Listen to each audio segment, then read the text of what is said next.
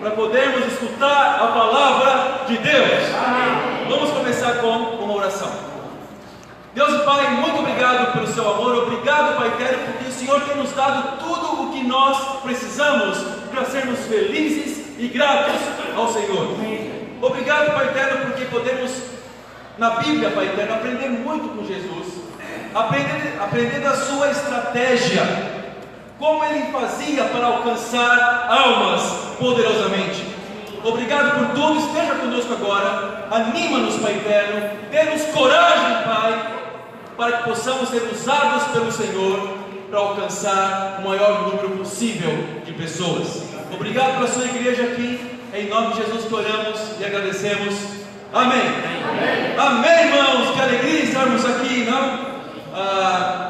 Eu sei que muitas vezes nós podemos pensar assim: bom, eu vou para mais um culto do domingo, não? Ou de alguma forma eu vou cumprir mais um desejo, talvez um desafio religioso de ir para o culto, mas nós estamos aqui com todo o nosso coração, amém? Estamos aqui não somente para escutarmos a pregação, mas estamos aqui para tomarmos decisões que vão mudar a nossa vida. Amém. E o tema de hoje é a estratégia imbatível do Mestre. Como vocês sabem, nós temos na igreja uma faculdade, um ensino superior, amém? Que na verdade é sediado lá nos Estados Unidos. E algumas pessoas têm feito essa faculdade, né? Então ela se chama ICCM, como vocês podem ver aqui no cartaz. Então nós preparamos pessoas para que consigam lidar com as situações doutrinárias nos estudos bíblicos, para treinar pessoas para pregarem e treinar pessoas para serem evangelistas e também líderes, conselheiras de mulheres. A ICCM tem alguns caminhos que são chamados de tracks, não? São 4.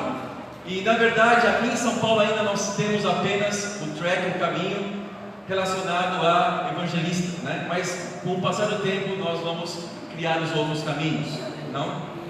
Que é a administração, que é mercy, que é os presbíteros, presbitério, e também sermos evangelista e conselheiro de mulheres.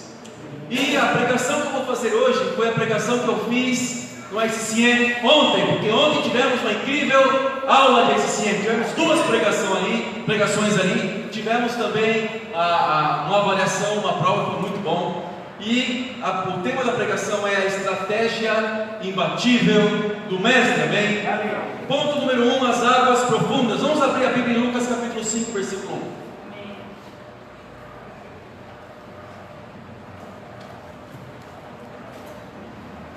1. Lucas 5, versículo 1. Diz o seguinte: certo dia, Jesus estava perto do lago de Genezaré, e uma multidão o comprimia de todos os lados para ouvir a palavra de Deus.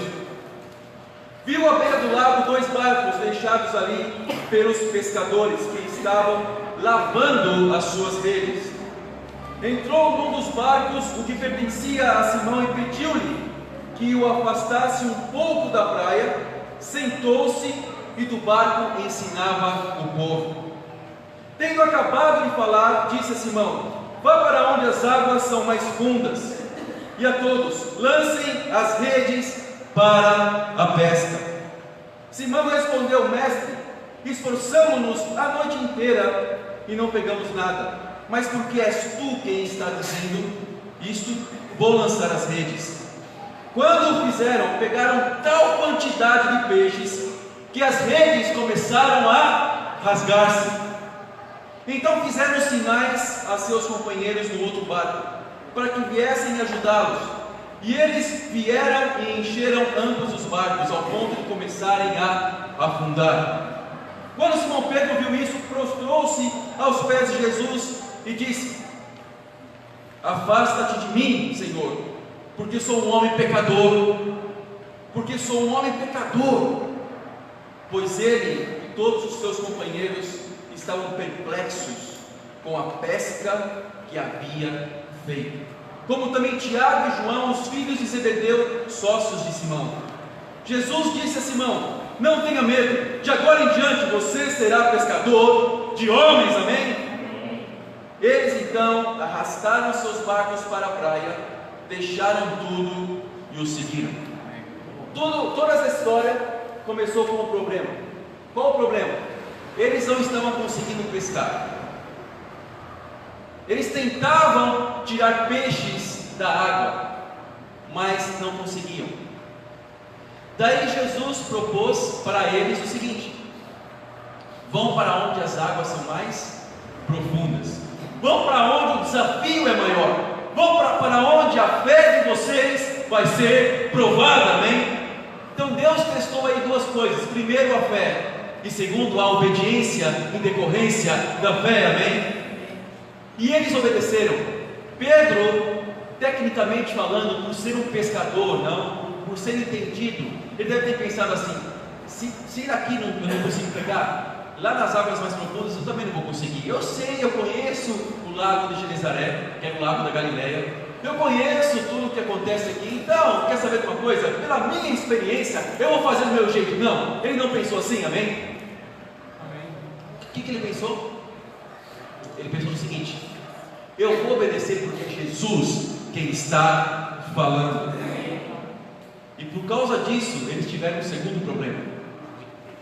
Qual o segundo problema? O barco começou a afundar e as redes começaram a se rasgar por causa da grande quantidade de peixe que eles pegaram, amém? Olha que interessante. Um problema era um problema ruim de não pescar.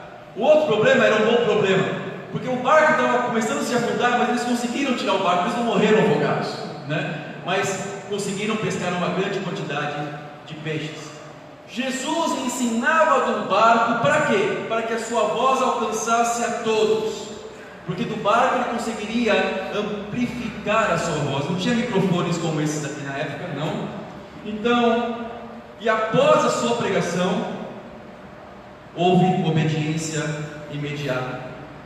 Jesus levou-os para águas mais profundas, para que acontecessem milagres. A pergunta que eu faço para todos nós aqui é a seguinte: Deus já te levou para águas mais profundas? Então eu quero pensar um pouquinho na Bianca, que vai ser batizada, amém? Então, vai ser batizada hoje, já foi apresentada para a igreja. Interessante porque esse é um momento muito difícil na vida da Bianca, mas é o único momento em que, ainda que seja um momento difícil, é um momento que está acontecendo salvação na vida dela. Deus está, de certa forma, espremendo, no bom sentido, para que milagres aconteçam. Amém. Então isso acontece com todos nós. Então ela está passando por dificuldades pessoais, amém? Mas essas dificuldades pessoais estão fazendo com que ela consiga a salvação dela por meio de Jesus Cristo, amém? Amém. Então, interessante que assim acontece com todos nós. Passamos por momentos difíceis, ou para a nossa salvação. Eu lembro os momentos difíceis que eu passei para eu ser salvo, né? Eu lembro que eu tinha um relacionamento, eu tinha uma namorada. Eu lembro que eu tinha brigado com a minha namorada, e por revolta, por ter brigado com ela, eu pensei assim: tá bom, então eu vou estudar a Bíblia agora, vamos ver, né? Uma das minhas motivações foi uma motivação errada para estudar a Bíblia. A outra motivação também foi uma outra motivação errada, porque eu pensei assim: eu como católico, eu vou abrir a minha Bíblia e vou pegar esses crentes. Não. Então eu fazia direito na época, eu pensava assim: eu vou conseguir alguns argumentos aí para pegá-los, né? Então, vou levar minha Bíblia lá, vou estudar com eles. Eu fui completamente desmontado. É o que a palavra de Deus diz, né? Em Hebreus 4:12, né? É uma espada afiada dos dois lados que separa juntas de medulas, né? Então eu saí de lá separado. Eu saí de lá assim, com o coração despedaçado, né? E essa minha outra motivação também foi me dada no meu coração. E é assim que acontece muitas vezes. Passamos por dificuldades porque Deus quer nos levar e testar nos levar para águas mais profundas e testar a nossa fé, amém? Testar também a nossa obediência, não importa qual o seu fundo, se é religioso ou não.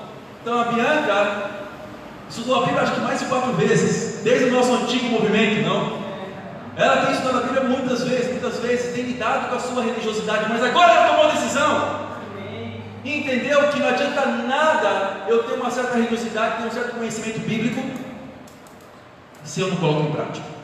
Amém? Então vá para onde as águas são mais profundas. Não só para a minha salvação, também tive outros desafios na minha vida cristã.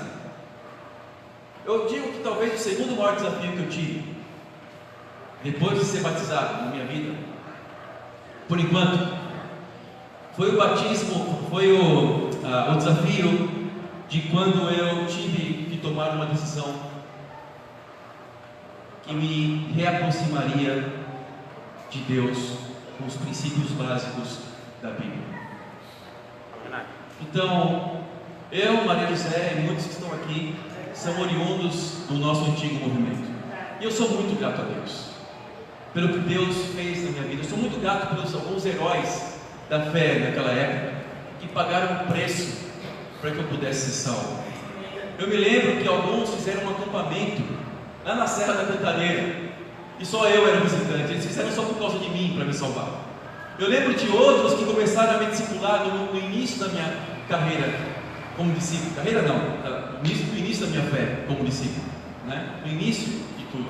Eu lembro de algumas pessoas, sabe, pagando o preço, me amando profundamente, me ensinando muitas coisas. Eu lembro de um centro de treinamento que houve no nosso antigo movimento, onde eu aprendi muito, né? Eu sou muito grato a Deus. Mas o que acontece é que algo triste aconteceu no nosso meio, e eu comecei a perceber que estávamos então nos apartando, não apartando necessariamente uns dos outros, porque nós tínhamos muitos relacionamentos na igreja, mas eu comecei a perceber que estávamos nos apartando de alguns princípios bíblicos, sabe, alguns princípios básicos que são muito necessários para que a igreja cresça e para que haja unidade e união da igreja e um discipulado que realmente ajuda um ao outro.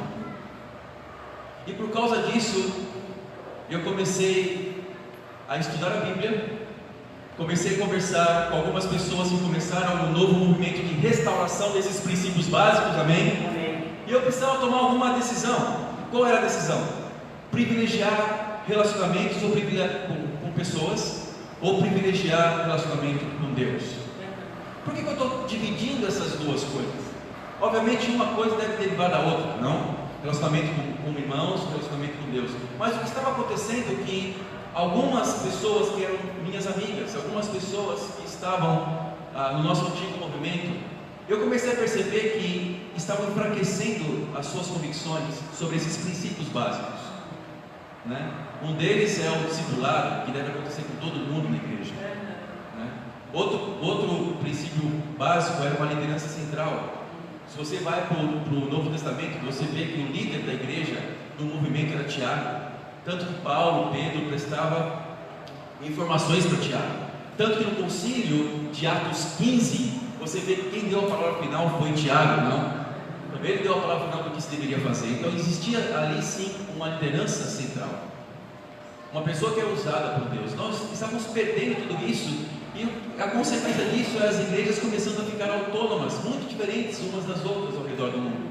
E enfraqueceu muito o crescimento, o ministério universitário, o ministério de jovens, né? O ministério de jovens terrível, pessoas pecando deliberadamente, infelizmente, e sem um discipulado que ajudava os jovens. Eu não consigo imaginar meu filho Lucas e Isabela nesse movimento agora, porque provavelmente, talvez eles não seriam salvos, né? Então isso me preocupava bastante. Meu relacionamento com Maria José andava muito difícil também, né? Então era muito difícil nós termos um discipulado que realmente ajudasse poderosamente, né? Então, por causa disso, por apartarmos desses princípios, eu tive que tomar uma decisão. A decisão de não me apartar da Bíblia. E a principal coisa que acontece, o principal pensamento é: então você vai causar divisão na igreja, Renato. Eu digo o seguinte: a divisão na igreja não deve ser uma divisão por causa de pessoas, por causa de seguirmos personalidades, mas se tiver que existir uma divisão na igreja, que seja para voltarmos aos princípios básicos, amém? Amém. Então eu acredito que a divisão acontece quando a igreja começa a se apartar e se dividir da Bíblia. Aí existe uma divisão. E quando você quer retornar a esses princípios básicos, na verdade você quer retornar à unidade, amém? Então o que aconteceu é que eu tomei a decisão, sabe por quê? Vamos voltar aos princípios básicos. E nós chamamos toda a igreja a voltar aos princípios básicos, mas infelizmente nós não fomos muito bem recebidos por todos. Então tivemos que tomar a decisão. Quem quiser retomar aos princípios básicos, aos valores que realmente são cristãos, que possamos nos juntar num novo movimento, amém? Foi o que aconteceu. E foi uma decisão muito difícil para mim, mas nos formamos um novo movimento. E aqui na região leste começamos com 16 pessoas. E Deus tem abençoado tanto que hoje já somos mais de 100 pessoas, amém?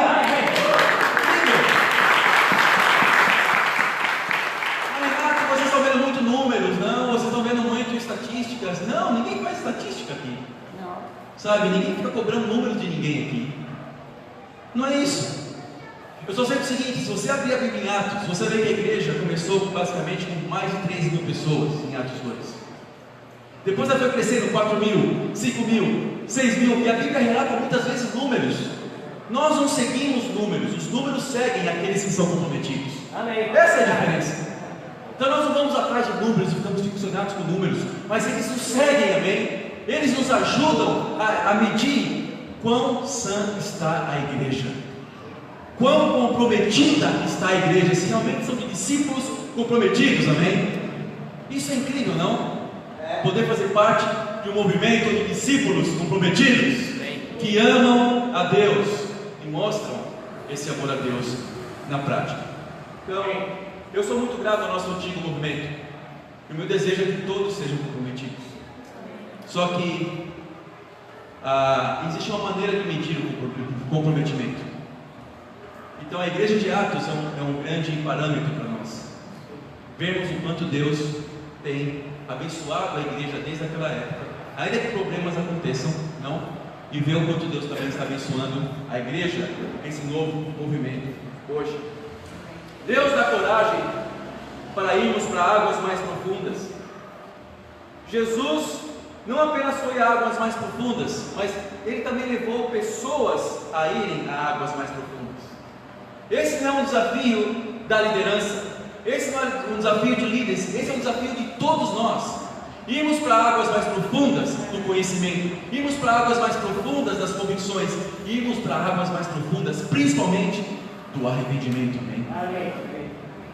O chamado para nós aqui hoje não é somente para a nossa vida, mas também para levarmos outras pessoas. Amém. Qual a atitude radical que nós vamos ter? Parece que essa palavra radical começou a assustar algumas pessoas por aí, mas a palavra radical vem de raiz, né?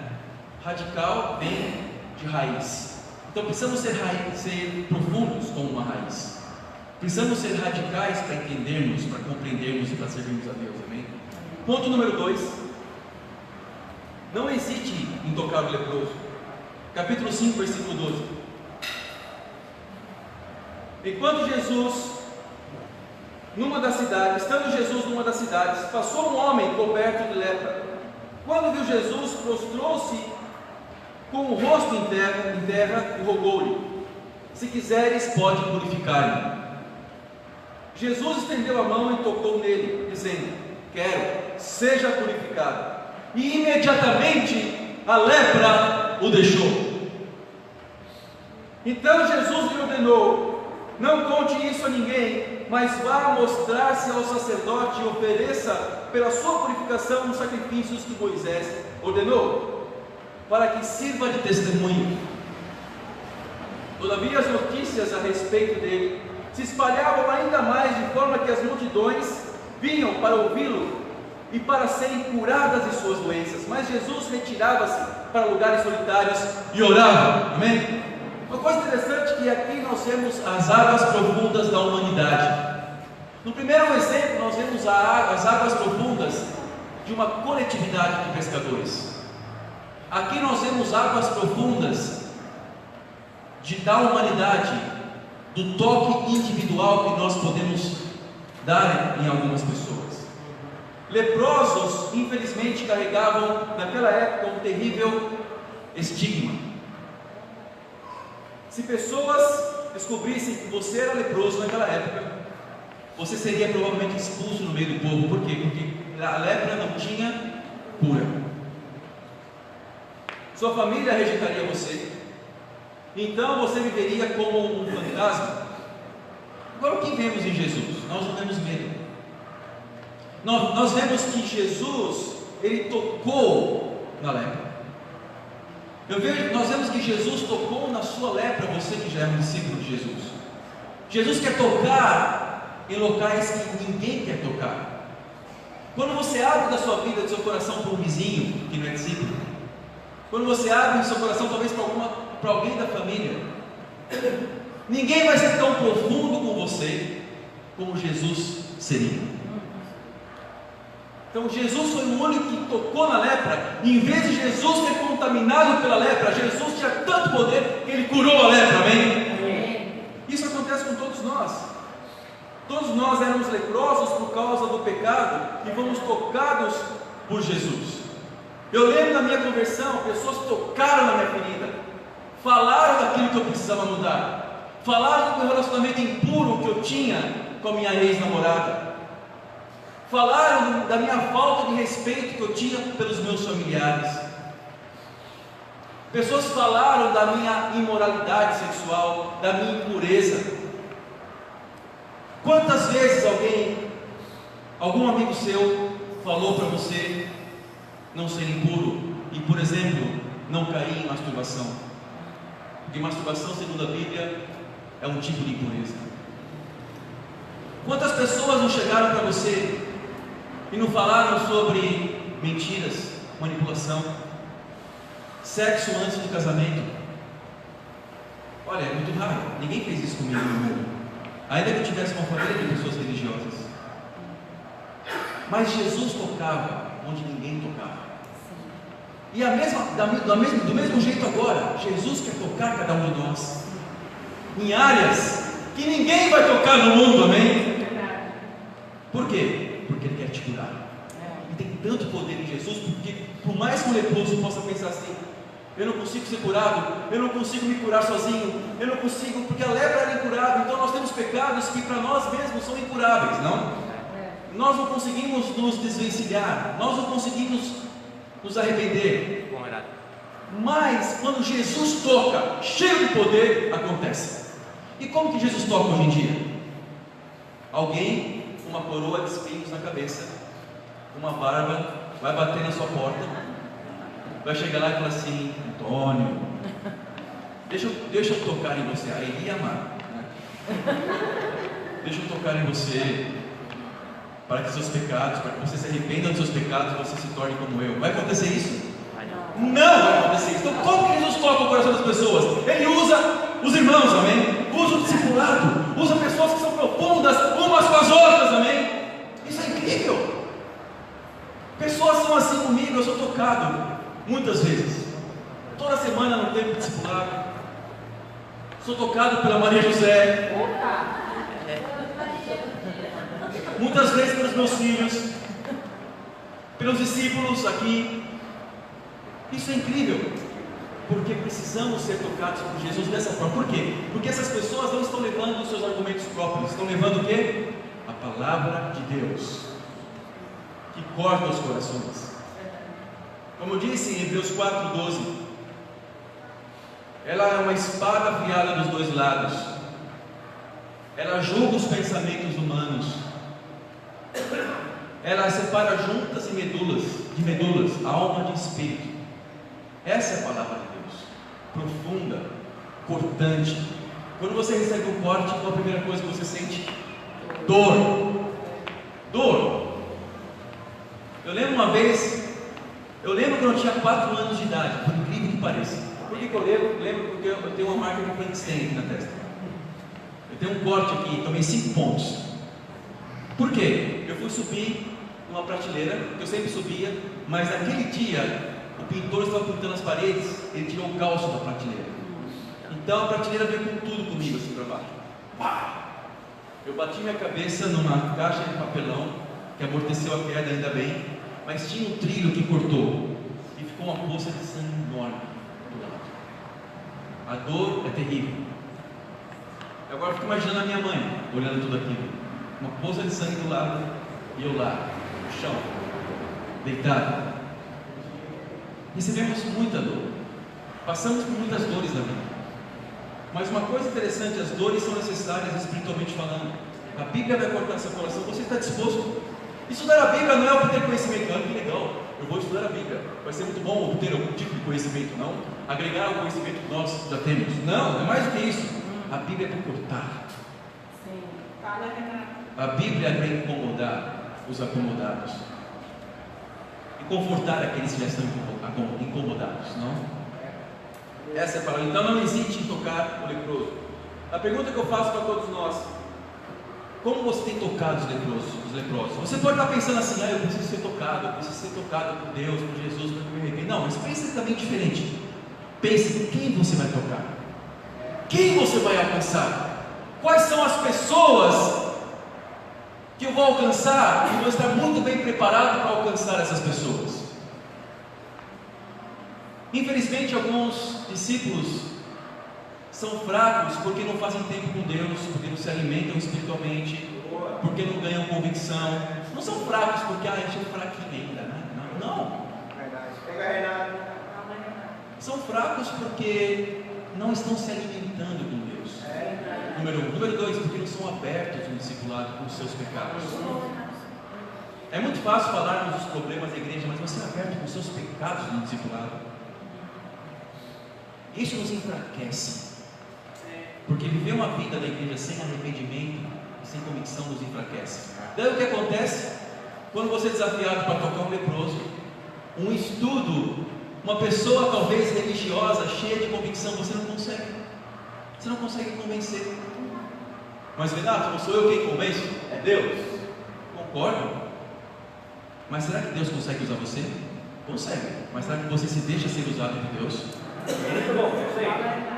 Sabe como você vai deixar ser usado por Deus? Ganhando convicção, amém? Amém. Deus não age no coração que não tem fé.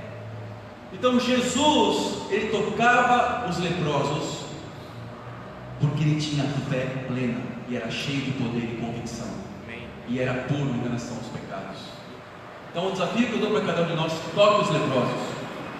Não seja indiferente às dores das pessoas. Quando você vê uma situação acontecendo que não é uma situação correta, vá com toda a convicção, amém? Amém. E o terceiro ponto, a mensagem que vai mudar o mundo: o problema e a solução. Lucas 5, do 17 ao 26.